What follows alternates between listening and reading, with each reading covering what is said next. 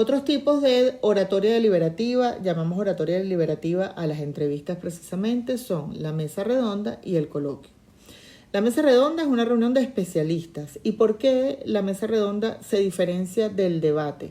Muy sencillo, porque en la mesa redonda, si bien encontramos una serie de expertos, también esa serie de expertos no necesariamente se contradicen. En el caso del debate sí tenemos dos partes que se contradicen. En la mesa redonda, por ejemplo, pudiéramos tener, hablaríamos de religión y entonces tuviéramos un representante de cada religión que nosotros escojamos como productores y vamos a conversar con ellos de ciertos temas. Puede ocurrir que estos invitados estén de acuerdo en algunos puntos a tratar y que en otros no. En consecuencia, esto lo aleja de las características del debate.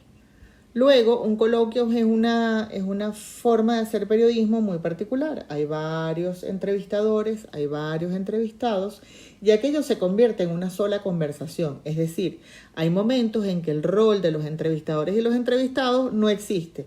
Todos conversan, todos hablan, todos tienen una participación importante y no hay necesariamente ese juego de pregunta-respuesta que vemos en una entrevista normalmente.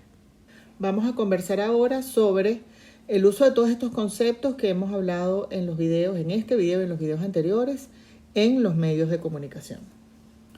Una de las características que tiene la radio, el medio más hermoso que existe, es la fugacidad. Esto significa que el mensaje que se transmite inmediatamente se pierde y el oyente, evidentemente, solo tiene la forma de tener acceso a la información por radio por el oído, es decir, no hay el apoyo de la imagen o de la lectura de la noticia. En consecuencia, nosotros cuando vamos a hablar por radio debemos ser muy claros y muy concisos a la hora de presentar alguna información. Debemos ir al grano y debemos utilizar las palabras más sencillas que podamos conocer para explicar el asunto. Aquí tenemos 7 tips para hablar en radio. El primero de ellos dice relajar los músculos. Esto es estar tranquilos. Si estamos tensos, si tenemos las manos en los bolsillos, pues evidentemente nuestra voz va a salir igualmente tensa. Sonreír. Un poco extraño si hablamos de radio porque evidentemente no nos ven. Sin embargo, los gestos que hagamos con nuestra cara, con nuestro rostro, incluso con nuestras manos y con nuestro cuerpo, le da fuerza y le da empuje a la voz e incluso hace que la voz suene exactamente como nosotros queremos que lo haga. Recuerden que la única forma de saber cuáles son los sentimientos o qué es lo que está sucediendo con el locutor es precisamente hablando tal cual como si nos estuvieran viendo.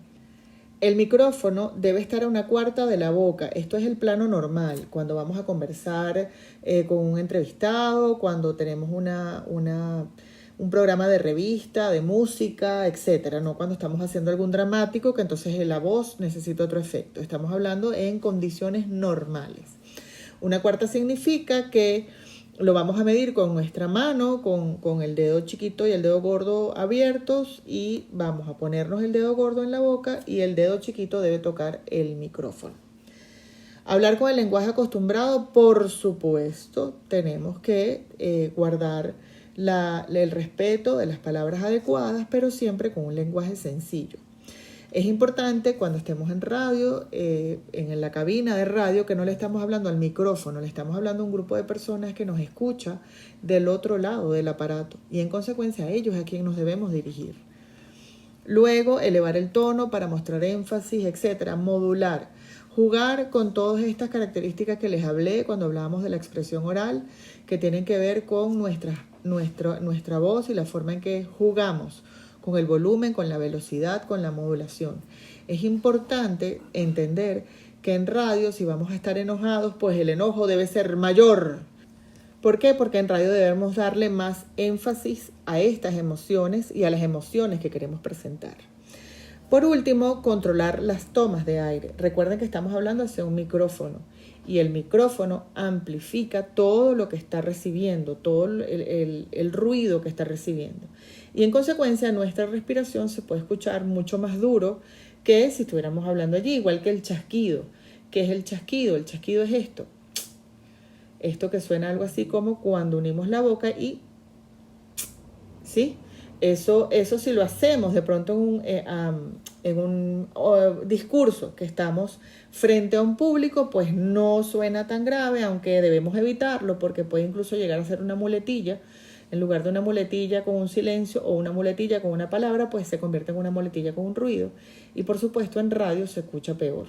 Tenemos entonces que cuidar las tomas de aire y el ruido que hagamos al hablar. Los principios que vamos a usar para hablar en televisión son básicamente los mismos que vamos a usar en radio. Lo único que le vamos a agregar, el valor de los gestos y el movimiento, etc. Aquí también comparto con ustedes algunos tips que podemos tener en cuenta a la hora de hablar en televisión. En primer lugar, tener una idea del programa al que vamos a asistir para saber cómo debemos vestirnos y estar en consecuencia acorde con lo que nos acompaña. Estructurar la intervención ajustándola al tiempo que se dispone en televisión es importante, tanto en radio como en televisión. Los tiempos son justos y debemos conocer antes de comenzar a hablar cuál es el tiempo del cual disponemos para poder en consecuencia decir lo más importante durante esos minutos.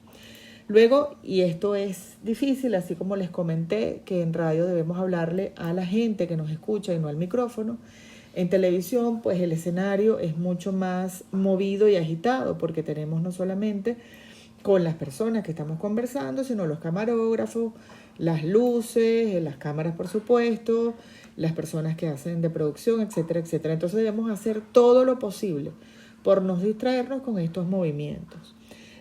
Combinar las palabras con los gestos y ademanes sin abusar, sin exagerar. Debemos siempre acompañar lo que estamos diciendo con nuestro rostro y en la medida de lo posible con nuestro cuerpo. Evitar los tonos en la ropa que pueda confundirse con el set, esto es primordial. Tampoco utilizar ropa muy clarita porque con las luces entonces no se ve bien, siempre tenemos que buscar un tono un poco más oscuro. Y tratar de evitar los estampados, las líneas verticales, que nuestra ropa tenga mucho dibujo o que tengamos exceso de, en el caso de las damas, de collares grandes, de zarcillos muy grandes, porque pueden hacer algún tipo de interferencia con la luz del set. Con este terminamos nuestros videos de contenido teórico. Ahora lo que nos toca es trabajar. Recuerden que pueden revisar los videos si quieren refrescar algún contenido o pueden comunicarse conmigo ante cualquier duda. Nos vemos pronto. A trabajar y gracias por su atención.